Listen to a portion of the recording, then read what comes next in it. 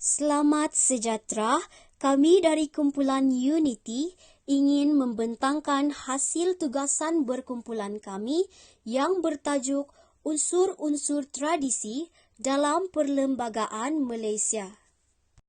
Perlembagaan Persekutuan merupakan undang-undang tertinggi bagi negara Malaysia dan pembentukannya telah melalui proses yang panjang. Ianya merupakan adunan unsur-unsur yang terdapat dalam sistem pemerintahan Melayu lama dan juga penjajah Inggeris. Unsur-unsur lama yang terdapat dalam Perlembagaan Persekutuan merupakan amalan pra-British yang pernah diamalkan dalam sistem pemerintahan Kerajaan Melayu lama.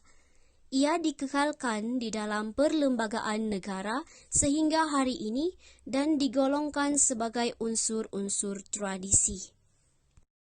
Unsur-unsur tradisi telah pun wujud ratusan tahun sebelum Perlembagaan Persekutuan 1957. Unsur-unsur ini dianggap amat penting sehinggakan ia dilindungi di bawah Akta Hasutan 1948 yang kini dikenali sebagai Akta Keharmonian Nasional. Perkara ini turut dianggap sebagai isu-isu sensitif yang dilarang daripada dijadikan isu perbincangan awam serta merupakan satu prasyarat dan permuafakatan yang diterima oleh kedua-dua etnik Melayu dan bukan Melayu. Perlembagaan Persekutuan terdiri daripada 5 unsur tradisi iaitu bahasa Melayu, agama Islam, kedudukan istimewa orang Melayu dan Bumiputera, pemerintahan beraja serta kerakyatan. Unsur-unsur berkenaan memainkan peranan penting dalam menstabilkan sistem politik negara. Laporan yang dibuat oleh Suruhanjaya Raid menekankan betapa pentingnya perlembagaan mengambil kira faktor-faktor sejarah, tradisi, ekonomi dan sosial yang wujud sebelum tahun 1957. Bagi rakyat Malaysia, khususnya etnik Melayu, unsur-unsur ini penting kerana menjadi identiti dan kestabilan negara. Hak istimewa orang Melayu, Islam sebagai agama persekutuan dan bahasa Melayu sebagai bahasa kebangsaan dijadikan sebagai prasyarat penerimaan hak kewarganegaraan oleh etnik bukan Melayu. Hal ini menunjukkan bahawa pemimpin terdahulu telah menerima satu formula bagi menyelesaikan masalah yang wujud tanpa melibatkan konflik antara etnik di tanah Melayu pada ketika itu. Unsur pertama yang akan diterangkan adalah pemerintahan beraja. Pemerintahan beraja telah wujud dalam sistem sosial di negeri-negeri Melayu sejak berabad lamanya. Menurut sistem beraja ini, raja mempunyai kuasa mutlak dalam setiap pemerintahan dan pentadbiran negeri. Semasa penjajahan British, kuasa mutlak raja mulai terhad kerana raja mesti menerima nasihat residen British dalam semua perkara kecuali hal adat istiadat Melayu dan agama Islam. Setelah negara mencapai kemerdekaan, institusi beraja dikekalkan dengan beberapa pindaan di bawah konsep raja berperlembagaan. Ini selaras dengan sistem demokrasi yang diamalkan di Malaysia. Menurut konsep raja berperlembagaan, raja-raja dikehendaki menerima nasihat daripada menteri dan bertindak menurut nasihat itu. Institusi beraja yang wujud di Malaysia hari ini dilindungi oleh perlembagaan melalui perkara 38 dalam kurungan 4, iaitu tiada pindaan boleh dibuat terhadap peruntukan berhubung dengan majlis raja-raja, susunan keutamaan dan hak-hak mereka untuk warisan sebagai raja negeri masing-masing tanpa persetujuan majlis raja-raja. Seterusnya, Tiada undang-undang yang secara langsung menyentuh keistimewaan, kedudukan, kemuliaan atau kebesaran mereka boleh diluluskan tanpa persetujuan Majlis Raja-Raja. Di peringkat persekutuan, yang di-Pertuan Agong mestilah dilantik, iaitu seorang sultan yang berperanan sebagai ketua negara. Yang di-Pertuan Agong juga adalah pemerintah tertinggi Angkatan Tentera Persekutuan dan mempunyai kuasa untuk mengampuni dan menangguhkan hukuman orang yang telah disabitkan oleh Mahkamah Tentera. Yang di-Pertuan Agong juga menjadi lambang perpaduan masyarakat Malaysia yang terdiri daripada pelbagai etnik. Semua bangsa-bangsa di Malaysia menganggap baginda sebagai pemelihara kepentingan dan harapan setiap etnik di Malaysia. Hal ini kerana di bawah perlembagaan telah memperuntukkan bahawa adalah menjadi tanggungjawab dan amanah yang di-Pertuan Agong untuk memelihara kedudukan istimewa orang Melayu dan Bumiputera Sabah dan Sarawak serta kepentingan sah kaum lain. Institusi beraja juga dikaitkan dengan persoalan agama kerana mereka ialah ketua agama di negeri masing-masing, sementara yang di-Pertuan Agong menjadi ketua agama Islam bagi negeri-negeri tidak beraja. Yang di-Pertuan Agong juga merupakan lambang keadilan kerana baginda yang melantik semua hakim Mahkamah Persekutuan dan Mahkamah Tinggi atas nasihat Perdana Menteri setelah berunding dengan Majlis Raja-Raja. Begitu juga mengenai pelantikan juruaudit negara, pengerusi dan ahli-ahli Suruhanjaya Pilihan Raya dan Suruhanjaya Perkhidmatan Pelajaran. Baginda juga boleh dianggap sebagai tonggak kehormatan kerana baginda diberi kuasa untuk mengurniakan penghormatan, pingat dan bintang kepada pihak berkenaan yang telah memberikan khidmat cemerlang kepada negara tanpa mengira batasan etnik. Secara simboliknya, yang di-Pertuan Agong bertindak sebagai pemegang autoriti dan kuasa yang diserahkan oleh negeri-negeri Melayu kepada pihak berkuasa pusat. Unsur yang kedua ialah agama Islam. Islam adalah agama rasmi bagi persekutuan, tetapi agama-agama lain boleh diamalkan dengan aman dan damai di mana-mana bahagian persekutuan. Perkara 160 mendefinisikan Melayu sebagai seorang beragama Islam, lazim berbahasa Melayu dan menurut adat istiadat Melayu. Dalam hal ini, Melayu dan Islam adalah unsur yang saling berkaitan dan tidak boleh dipisahkan untuk tujuan undang-undang dan perlembagaan. Yang di-Pertuan Agong dilantik daripada kalangan raja-raja di negeri-negeri Melayu dan di dalam setiap perlembagaan negeri mensyaratkan seorang raja mestilah berbangsa Melayu, beragama Islam dan berketurunan diraja. Di dalam sumpah memegang jawatan yang di-Pertuan Agong, baginda mengangkat sumpah dengan didahului lafaz walahi wabilahi watalahi yang merupakan lafaz sumpah yang dikenakan dalam agama Islam. Sumpah ini dikaitkan dengan janji baginda untuk memelihara kesucian dan kemuliaan agama Islam. Seterusnya, Ketua Agama Islam di Malaysia merupakan Raja Negeri masing-masing atau yang di-Pertuan Agong bagi negeri-negeri tidak beraja. Adalah menjadi tanggungjawab yang di-Pertuan Agong untuk melindungi hak istimewa orang-orang Melayu seperti yang termaktub di dalam perkara 153 Perlembagaan Persekutuan.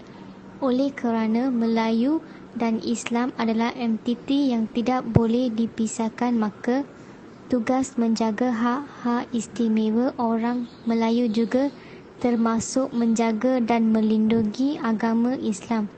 seperti yang termaktub dalam perkara 2 dalam kurungan 2 adalah sah bagi kerajaan sama ada kerajaan pusat atau negeri memperuntukkan sejumlah wang bagi pembangunan Islam di Malaysia. Peruntukan ini terjamin dalam keadaan mana sekalipun, kerana untuk memindahnya ia perlu kepada sokongan majoriti lebih 2/3 Parlimen dan perkenaan yang di-Pertuan Agong. Selain itu, bidang kuasa Mahkamah Syariah yang terpisah dari Mahkamah Sivil menunjukkan pengiktirafan kepada Mahkamah Syariah.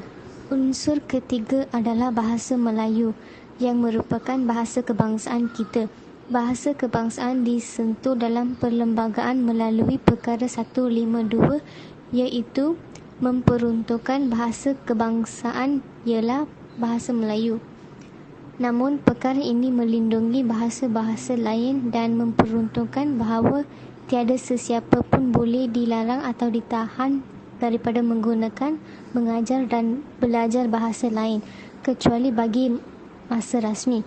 Bahasa kebangsaan diwujudkan sebagai medium komunikasi dan bahasa rasmi negara bagi menyatu padukan rakyat yang terdiri daripada pelbagai etnik. Peruntukan perkara 150 dalam kurungan 6 menyatakan bahawa hal-hal yang berhubung dengan bahasa Melayu walaupun dalam keadaan darurat adalah dilindungi oleh perlembagaan. Kedudukan bahasa Melayu semakin jelas dalam perlembagaan melalui perkara 10 dalam kurungan 4 yang menjadikan bahasa Melayu adalah antara perkara sensitif yang dilarang daripada dibahaskan di tempat terbuka atau tujuan keselamatan dan ketenteraman awam.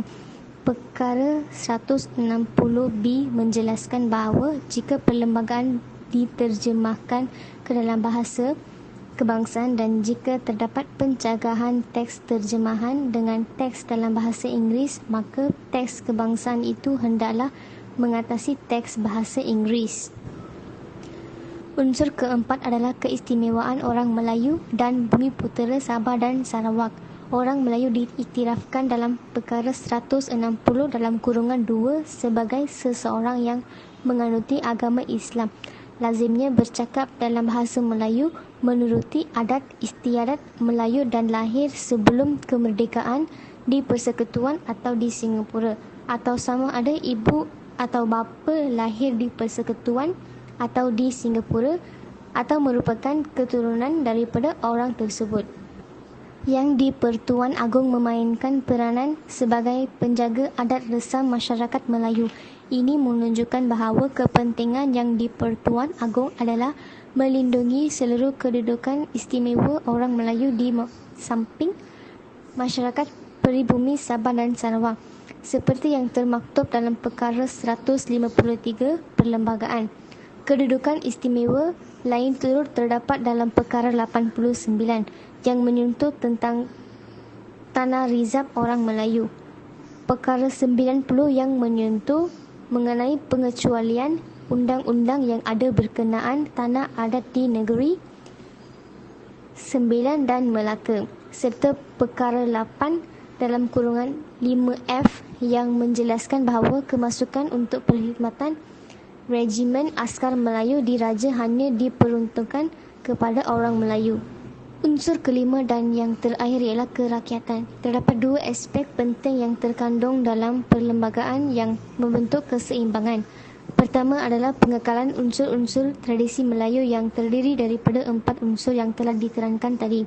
Kedua pula adalah pemberian kewarganegaraan kepada kaum bukan Melayu yang meliputi unsur kerakyatan.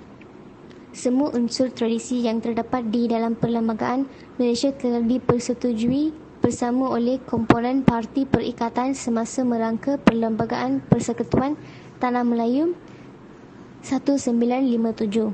UMNO telah melonggarkan syarat kerakyatan yang diberikan kepada kaum bukan Melayu sebagai ganti kepada persetujuan MCA dan MIC untuk mengekalkan unsur tradisi di dalam perlembagaan. Antara hak yang tertakluk adalah hak untuk menganut dan mengamalkan agama pilihan sendiri dengan bebas, hak untuk menggunakan dan mengembangkan bahasa dan budaya masing-masing, hak untuk memiliki harta dan hak untuk menerima layanan yang adil dan peluang yang sama rata. Semestinya terdapat isu yang timbul berkaitan perlembagaan persekutuan. Pertamanya adalah permasalahan kebebasan agama. Permasalahan kebebasan beragama di Malaysia banyak disentuh khususnya daripada perspektif hak asasi dalam perkara 11 Perlembagaan Persekutuan. Isu yang selalu dibangkitkan ialah setakat mana kebebasan seorang Islam mengamalkan agamanya, isu murtad dan penyebaran agama bukan Islam dalam kalangan orang Islam. Isu kedua adalah isu tentang kesamaratan. Perlembagaan memperuntukkan bahawa semua orang adalah sama di sisi undang-undang dan juga berhak mendapat perlindungan yang sama di sisi undang-undang. Tidak dibenarkan sebarang bentuk diskriminasi yang memihak kepada mana-mana orang atas alasan ia merupakan salah seorang rakyat raja mana-mana negeri kecuali yang dibenarkan oleh perlembagaan.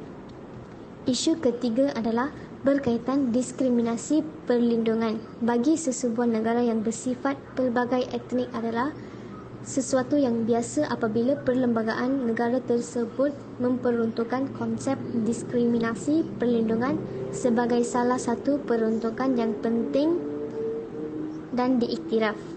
Peruntukan ini disediakan agar etnik yang ketinggalan dalam arus pembangunan negara dapat dibantu dan tingkatkan taraf hidup mereka agar dapat menyayangi etnik lain yang lebih terkehadapan. Isu keempat pula adalah persoalan perkara 153. Persoalan perkara 153 difokuskan kepada dua, iaitu dari segi pencapaian pendidikan dan ekonomi. Persoalan yang sering dibangkitkan ialah adakah peruntukan perkara 153 merupakan cara paling berkesan dalam mengatasi kemiskinan dan kemunduran etnik Melayu khususnya dari segi pencapaian ekonomi dan pendidikan. Sebagai kesimpulan, rakyat Malaysia mestilah mengambil iktibar dari pengorbanan yang telah ditunjukkan oleh generasi terdahulu dalam menghayati erti sedia berkorban, toleransi dan rela berkongsi kuasa. Permuafakatan sosial atau kontrak sosial ini perlu diterima oleh semua rakyat Malaysia tanpa perlu mempersoalkannya lagi. Melalui pembudayaan sikap ini, ia dapat secara langsung menghindarkan negara Malaysia daripada keadaan tidak stabil. Itu sahaja daripada kami. Terima kasih.